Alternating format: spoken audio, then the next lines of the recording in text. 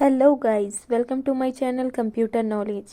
Components of Computer. Hard disk की भौतिक संरचना यानी physical structure of hard disk.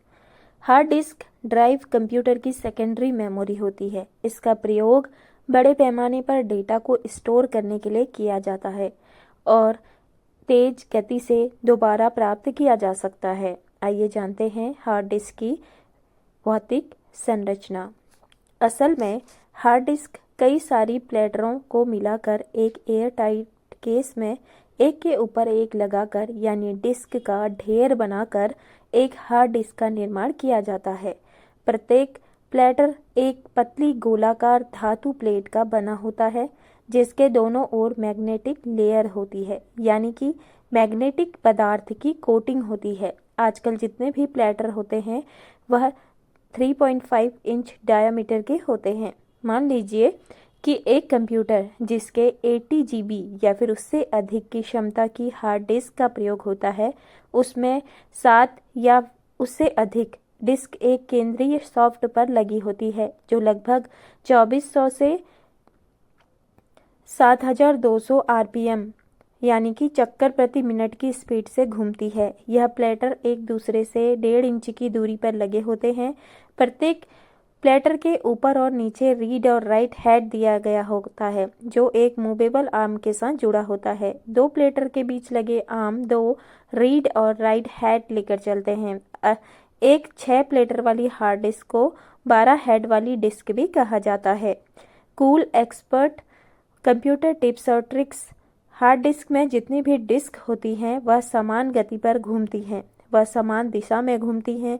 आपको जानकर आश्चर्य होगा कि हार्ड डिस्क की जो सबसे ऊपरी सतह होती है और जो सबसे निचली सतह पर डेटा स्टोर नहीं होता है, बाकी जितनी भी डिस्क होती हैं उन सभी में डेटा स्टोर किया जा सकता है। प्रत्येक डिस्क में कई सारे अदृश्य वृत्त होते हैं जिन्हें ट्रैक कहा जाता है। इन ट्रैकों को एक नंबर दिया जाता है। सबसे बाहरी ट्रैक का जो नंबर होता है वो 0 होता है और हर डिस्क पर यह ट्रैक दिए होते हैं और एक ही नंबर वाले सभी ट्रैक एक सिलेंडर का निर्माण करते हैं। इस प्रकार एक हार्ड डिस्क में जिसमें 10 प्लेटर होते हैं वो 18 रिकॉर्डिंग सतहें होती हैं। क्योंकि हार्ड डिस्क की जो सबसे ऊपरी सतह और सबसे निचली सतह होती है उस पर कभी भी डेटा स्टोर नहीं होता, इसलिए वह 18 ही होती हैं और इस तरह सिलेंडर में 18 ट्रैक होते हैं। कंप्यूटर को रिफ्रेश करने से क्या होता है? लेटेंसी टाइम और सीक टाइम। अब समझ लेते हैं कि लेटेंसी टाइम और सीक टाइम क्या होता है। एक डिस्क में निश्चित ट्रैक पर पहुंचने में लगने वाले समय को लेटेंसी टाइम कहा जाता है और रिकॉर्ड को पढ़ने में आने वाले समय को सीक टाइम कहा जाता है। लेटेंसी टाइम और सीक टाइम दोनों मिलाकर कुल समय एक हार्ड डिस्क का एक्सेस टाइम बोला जाता है। अब जान लेते हैं कि हार्ड डिस्क में डेटा को कैसे व्यवस्थित रखा जाता है। डेटा को व्यवस्थित रखने के लिए डॉस मेमोरी डिस्क को 2 भागों में बांटती है। पहला होता है सिस्टम एरिया और दूसरा होता है डेटा एरिया। ठीक है, अब बात करेंगे कंप्यूटर की हार्डवेयर संरचना के बारे में। सबसे पहला आता है system area. System area hard disk का कुल 2% होता है जो डिस्क की मूल संरचना को संगठित करने के लिए प्रयोग किया जाता है। सिस्टम एरिया 3 भागों में बटा होता है, बूट रिकॉर्ड्स, फैट और रूट डायरेक्टरी। अब इनको भी थोड़ा डिटेल्स में जान लेते हैं। सबसे पहले बात करेंगे बूट रिकॉर्ड्स की। बूट रिकॉर्ड्स को पार्टीशन सेक्टर भी कहा जाता है। एक सेक्टर का आकार 512 बाइट का होता है जिसके पहले सेक्टर का उपयोग किया जाता है। इन बूट्स एक्टोस में निम्नलिखित जानकारी होती है जैसे कि डिस्क का प्राइमरी पार्टीशन टेबल कहाँ रखना है, कंप्यूटर स्टार्ट करने की प्रक्रिया के लिए आवश्यक कोड और निर्देश की जानकारी आदि रहती है। दूसरा है फैट। फैट की फुल फॉर्म है फाइल एलोकेशन टेबल, जिसे संक्षिप्त में यानी छोटे रूप में फैट कहा जाता है। फैट टेबल बहुत महत्वपूर्ण होती है क्योंकि इसमें डेटा का पूरा रिकॉर्ड रहता है कि वो कहाँ पर स्टोर किया जाना है। तीसरा होता है इसका रूट डायरेक्टरी। कंप्यूटर के फाइल सिस्टम के डायरेक्टरी श्रृंखला की पहली डायरेक्टरी रूट होती है। इसे मूल डायरेक्टरी के रूप में भी जाना जाता है। इसमें सभी और फाइलें भी होती हैं। डायरेक्टरी और सब डायरेक्टरी का हिसाब किताब रहता है। डेटा एरिया के बारे में जान लेते हैं। डेटा एरिया 2% हिस्सा सिस्टम एरिया कवर करता है, तो 98% हिस्सा डेटा एरिया कवर करता है। हमारे द्वारा बनाई गई सभी प्रकार की फाइलें और डेटा इसी डेटा एरिया में तो रहता है। यह पूरा डिटेल या छोटे छोटे क्लस्टर में विभाजित रहता है। ये थी हार्ड डिस्क की हार्डवेयर संरचना। अब जानते हैं कीबोर्ड के बारे में। What is keyboard in computer? Keyboard एक इनपुट डिवाइस है, एक हार्डवेयर है। तो कीबोर्ड टाइपराइटर जैसा उपकरण होता है जिसमें कंप्यूटर में सूचनाएं भेजने दर्ज करने के लिए बटन दिए गए होते हैं। इस पर जो बटन होते हैं हम उसे की कहते हैं। कीबोर्ड का आविष्कार किसने किया था, ये क्वेश्चन हर बार आता है। तो इसका आंसर है क्रिस्टोफर लैथम सोलेज ने, जो एक अमेरिकी आविष्कारक थे जिन्होंने पहले व्यावहारिक टाइपराइटर और क्वेरिटी कुंजी पटल का आविष्कार किया था, जो कि आज भी यूज में है। कीबोर्ड किस प्रकार की डिवाइस है? तो इसका आंसर है कीबोर्ड एक इनपुट डिवाइस है जिसके माध्यम से हम अपने डेटा को इनपुट करते हैं, डेटा को दर्ज करते हैं। अब जान लेते हैं टाइप्स ऑफ कंप्यूटर कीबोर्ड। सबसे पहले जानेंगे डिजाइन के आधार पर। वायर्ड या तार वाले कीबोर्ड। वायर्ड या तार वाले कीबोर्ड दो प्रकार के होते हैं। इसमें पहला PS2 कीबोर्ड और दूसरा USB कीबोर्ड। यह एक तार द्वारा कंप्यूटर में जोड़े जाते हैं। वायरलेस या बिना तार वाला कीबोर्ड क्या होता है? यह कीबोर्ड वायर्ड कीबोर्ड की तुलना में महंगे होते हैं और इन्हें प्रयोग करने के लिए बैटरी या सेल का प्रयोग किया जाता है। कंप्यूटर से कनेक्ट करने के लिए इनके साथ एक USB रिसीवर आता है, जो एक रेडियो फ्रीक्वेंसी रिसीवर होता है जो कीबोर्ड से प्राप्त सिग्नल को कंप्यूटर में भेजता है। दूसरा होता है कार्य के अनुसार टाइपिंग कीबोर्ड। यह साधारण कीबोर्ड होता है जिसमें टाइपिंग की जा सकती है। मल्टीमीडिया कीबोर्ड, यह वह कीबोर्ड होता है जिसमें टाइपिंग कीज के साथ मल्टीमीडिया कीज जैसे स्पेशल कीज अलग से दी गई होती हैं, जैसे volume keys, play, pause, forward. कुछ मल्टीमीडिया बोर्ड में मल्टीमीडिया कीज के साथ साथ इंटरनेट कीज भी दी गई होती है, जैसे कि होम बटन आदि। कीबोर्ड को क्वेरिटी कीबोर्ड क्यों कहा जाता है? आधुनिक कीबोर्ड जो होते हैं वो पुराने टाइपराइटर से लिया गया है। अगर आप गौर से देखें तो कीबोर्ड के जो अक्षर होते हैं वो क्वेरिटी से शुरू होते हैं। जब क्रिस्टोफर लैथम सोलेज ABCD क्रम वाले टाइपराइटर पर काम कर रहे थे तो उन्होंने एक खामी का पता चला। चूंकि टाइपराइटर में बटन एक धातु की छड़ के सहारे बनाए जाते हैं, जब बटनों को सीधे क्रम में लगाया गया यानी कि ABCDEF फॉर्मेट में, तो वह बटन जाम हो रहे थे और एक के बाद एक होने की वजह से दबाने में मुश्किल का सामना करना पड़ रहा था, जिसकी वजह से जल्दी टाइप करना नामुमकिन था। और उस समय टाइपराइटर में बैक स्पेस का बटन नहीं था।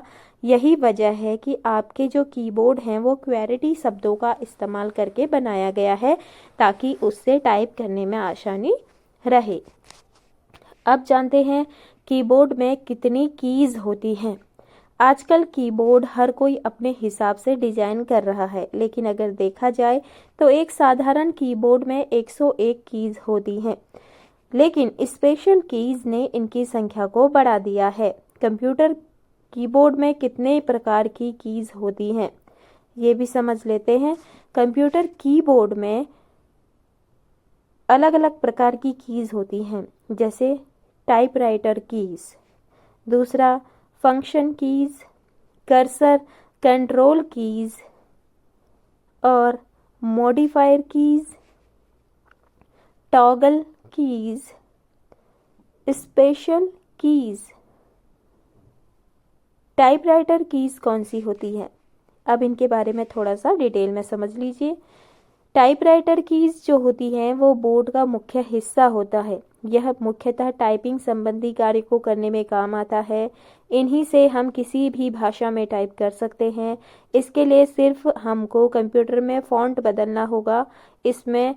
इनमें अक्षर, विराम चिन्ह और प्रतीक कीज़ भी शामिल हैं। कीबोर्ड की दाईं और न्यूमेरिक की पैड होता है जिसमें कैलकुलेटर के समान कीज़ होती हैं। इनमें से कुछ कीज़ दो काम करती हैं। न्यूमेरिक कीज़ के दोनों कार्यों को आपस में बदलने के लिए नम लॉक की का प्रयोग किया जाता है, जो कि आपके राइट साइड होता है। एग्जाम्पल के लिए संख्या 7 युक्त की होम की के रूप में केवल तभी काम करती है जब नम लॉक की ऑफ होती है। जब नम लॉक की ऑन होती है तो 1 2 3 4 5 6 7 8 9 0 चिन्हित कीज़ न्यूमेरिक कीज़ के रूप में काम करती है। इनमें से किसी भी की को दबाने पर स्क्रीन पर एक संख्या दिखाई देता है। दूसरा है function keys. Function keys typewriter की के सबसे ऊपरी भाग में होते हैं। एक लाइन में F1 से लेके F12 तक संख्या रहती है। किसी भी सॉफ्टवेयर पर काम करते समय इनका प्रयोग उसी सॉफ्टवेयर में दी गई सूची के अनुसार अलग अलग तरीके से किया जाता है। Cursor control keys. इन कीज़ के कंप्यूटर के कर्सर को कंट्रोल में किया जाता है। इससे आप कर्सर को अप, डाउन, लेफ्ट, राइट आसानी से ले जाया जा सकता है। यह कीबोर्ड पर एरो के निशान से प्रदर्शित की रहती है।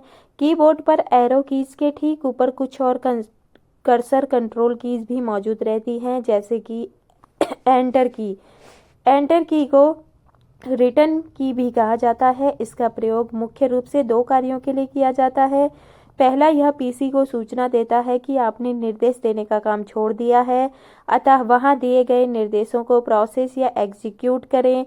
दूसरा, माइक्रोसॉफ्ट वर्ड प्रोग्राम का प्रयोग करते समय एंटर की दबाने पर नया पैराग्राफ या फिर पंक्ति शुरू हो जाती है।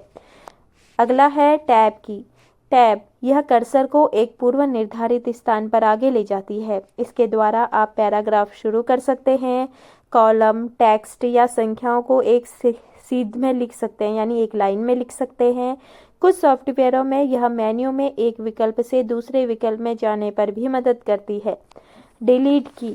डिलीट कर्सर की दाईं ओर लिखे कैरेक्टर या स्पेस को आप इसको दबाकर मिटा सकते हैं। बैक स्पेस की, इसे दबाकर आप कर्सर के बाईं ओर लिखे अक्षर को मिटा सकते हैं। ऐसा करने पर कर्सर अंत में टाइप किए गए अक्षर को मिटाते हुए बाईं ओर लौटता है। अगला है पेजअप की। पेजअप कीज़, इनका प्रयोग डॉक्यूमेंट के पिछले पृष्ठ पर जाने के लिए किया जाता है। Page down keys.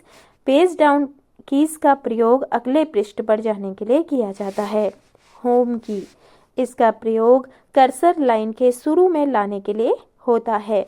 एंड की, यह की कर्सर को लाइन के अंत में ले जाती है। मॉडिफायर की यानी शिफ्ट कीज़, इसको दबाकर यदि आप कोई अक्षर को दबाएं तो वह अपर केस अक्षर में भी टाइप होगी। यदि कैप्स लॉक ऑन की स्थिति में हो तो यह क्रिया उल्टी हो जाएगी। जब एक की पर दो चिन्ह या कैरेक्टर बने हों तब शिफ्ट की दबाने से ऊपरी जो चिन्ह स्क्रीन पर दिखाई देगा। कंट्रोल और alt keys. Control and alt keys का प्रयोग अक्सर कोई विशेष काम करने के लिए किया जाता है, जैसे कि अन्य की के साथ जोड़ते हुए संयुक्त के रूप में। जैसे कंट्रोल और सी को एक आप डॉस प्रॉम्प्ट पर लौटाते हैं। कंट्रोल, ऑल्ट और डिलीट कीज़ को एक साथ क्रमवार दबाने से मशीन स्वयं ही दोबारा शुरू हो जाती है। अब जानते हैं टॉगल कीज़ किसे कहते हैं। कंप्यूटर का वह कुंजी जिससे एक से अधिक फंक्शन को प्रयोग करते हैं उसे टॉगल कुंजी कहते हैं, जैसे कि caps lock, num lock, scroll lock और इंसर्ट कीज़। उदाहरण के लिए अगर कैप्स लॉक ऑन है तो जब आप टाइप करेंगे तो लेटर अपर केस में टाइप होता है और कैप्स लॉक ऑफ हो तो लोअर केस में टाइप होगा। स्पेशल कीज़ क्या होती हैं। टाइपिंग कीज़ के साथ साथ कुछ अलग काम करने के लिए कीज़ दी गई होती हैं, इन्हें स्पेशल कीज़ कहते हैं। मल्टीमीडिया कीज़, जैसे स्पेशल कीज अलग से दी गई होती हैं, जैसे प्रिंट स्क्रीन कीज और विंडोज़ कीज। ये थी कीबोर्ड की जानकारी। अब जानते हैं माउस। ज़रा सोच कर देखिए कि अचानक आपके कंप्यूटर का माउस खराब हो जाए तो आप कितने परेशान हो जाएंगे। तुरंत बाजार जाएंगे और कंप्यूटर की दुकान से अपने पसंद का माउस खरीद लाएंगे, क्योंकि आज के समय में बिना माउस के कंप्यूटर की कल्पना ही नहीं की जा सकती। लेकिन क्या आप जानते हैं कि कंप्यूटर के संचालन को बेहद सरल बनाने वाले इस यंत्र की जो परिकल्पना की है वो आज से 54 वर्ष पहले की थी। अब जानते हैं कि माउस का आविष्कार किसने किया। कंप्यूटर माउस इन्वेंटर है कौन? माउस का आविष्कार 1960 में डग एंजेलबर्ट के द्वारा किया गया था और आपको जानकर आश्चर्य होगा कि पहला माउस लकड़ी का बना हुआ था जिसमें धातु के 2 पहिए लगे हुए थे। यह उस समय की बात है जब कंप्यूटर की फर्स्ट जनरेशन चल रही थी और कंप्यूटर का आकार किसी कमरे के बराबर होता था। अब जानते हैं माउस क्या है। What is mouse? माउस एक हार्डवेयर है और कंप्यूटर में इस्तेमाल होने वाला इनपुट डिवाइस है। इसे पॉइंटर डिवाइस भी कहा जाता है। माउस की सहायता से आप कंप्यूटर में दिखाई देने वाले तीर के आइकन, जिसे कर्सर कहते हैं, को मूव कर सकते हैं और कंप्यूटर में दिखाई देने वाले किसी भी बटन या मेन्यू पर आसानी से क्लिक कर सकते हैं। एक साधारण माउस में 2 बटन होते हैं जिसे हम लेफ्ट क्लिक या राइट क्लिक के नाम से जानते हैं। इन बटनों के प्रयोग को ज़रूरत के हिसाब से एक दूसरे से बदला भी जा सकता है। अब बात आती है कि माउस की आवश्यकता क्यों है, क्यों पड़ती है हमें माउस की आवश्यकता। अब पुराने समय की बात करें तो पुराने समय के कंप्यूटर के ऑपरेटिंग सिस्टम होते थे, यानी कि CUI यानी कैरेक्टर यूज़र इंटरफेस पर आधारित होते थे, जैसे कि MS-DOS, जिसमें केवल कीबोर्ड से ही काम चल जाया करता था। लेकिन जब से ग्राफिकल यूज़र इंटरफेस यानी GUI पर आधारित ऑपरेटिंग सिस्टम जैसे विंडोज़ 95, विंडोज़ 98 आने लगे, तब से कीबोर्ड से काम करना मुश्किल हो गया और ज़रूरत पड़ी ऐसे उपकरण की जिसकी सहायता से स्क्रीन पर कहीं भी जाकर काम किया जा सकता है। माउस किस प्रकार काम करता है? Next question. Mouse computer screen को DPI या पिक्सल में बांट देता है। अगर आप बाजार से माउस खरीद कर लाएं तो उसके डब्बे पर उसकी DPI लिखी रहती है। DPI की जो फुल फॉर्म होती है वो होती है डॉट पर इंच, यानी कि 1 वर्ग इंच में कुछ डॉट की संख्या। अब ये DPI जितने ज़्यादा होंगे आप उतने ज़्यादा बेहतर ग्राफिक्स तैयार कर पाएंगे। लेकिन साधारण काम के लिए DPI से भी काम चल सकता है, यानी कम DPI से भी काम आप कर सकते हैं नॉर्मल काम करने के लिए। अब जानते हैं ये कितने प्रकार के होते हैं। Types of computer mouse. Mechanical mouse सबसे पहला टाइप है। माउस का वो सबसे पुराना रूप है। इसमें रबर बॉल लगी होती है और जब इसे पैड पर घुमाया जाता है तो यह रबर बॉल अंदर लगी चक्री को घुमाती है, जिससे सिग्नल कंप्यूटर को भेजे जाते थे। लेकिन यह माउस ज़्यादा सफल नहीं हुआ। कारण था कि जो रबर बॉल भी थी वो अटक जाती थी और इतना अच्छा काम नहीं कर पाती थी। दूसरा आया ऑप्टोमैकेनिकल माउस। ऑप्टोमैकेनिकल माउस को मैकेनिकल माउस से बेहतर बनाया गया। इसमें मैकेनिकल सेंसर के स्थान पर ऑप्टिकल सेंसर लगाया गया। ऑप्टिकल मैकेनिकल माउस में LED यानी लाइट इमिटिंग डायोड और फोटो डिटेक्टर मिलकर माउस द्वारा तय दूरी का अनुमान लगाकर ठीक प्रकार से काम करते थे। लेकिन इस मॉडल में भी कुछ खामियां थी। फिर आया इसके बाद ऑप्टिकल माउस। फाइनली आया एक अत्याधुनिक उपकरण जिसे नाम दिया गया ऑप्टिकल माउस, जिसे आप प्रेजेंट यानी वर्तमान में भी इस्तेमाल कर रहे हैं, जिसमें LED का प्रयोग माउस द्वारा तय की गई दूरी को डिटेक्ट करने के लिए किया जाता है। इसमें कोई घुमाने वाला पुर्जा नहीं होता है। अब ये भी 2 तरह के होते हैं। एक होता है वायरलेस माउस। वायरलेस माउस भी एक ऑप्टिकल माउस ही है, लेकिन इसमें तार नहीं होता है, बल्कि माउस को पावर देने के लिए एक बैटरी होती है और कंप्यूटर में एक रेडियो फ्रीक्वेंसी RF रिसीवर लगाया जाता है। तार वाले के बारे में आपको पता है। ये थी बेसिक नॉलेज ऑफ कंप्यूटर की 5th क्लास। ठीक है, थ्योरी कॉन्सेप्ट हम क्लियर करते जा रहे हैं। आपको कैसी लग रही है कमेंट करके ज़रूर से बताइए। बाय।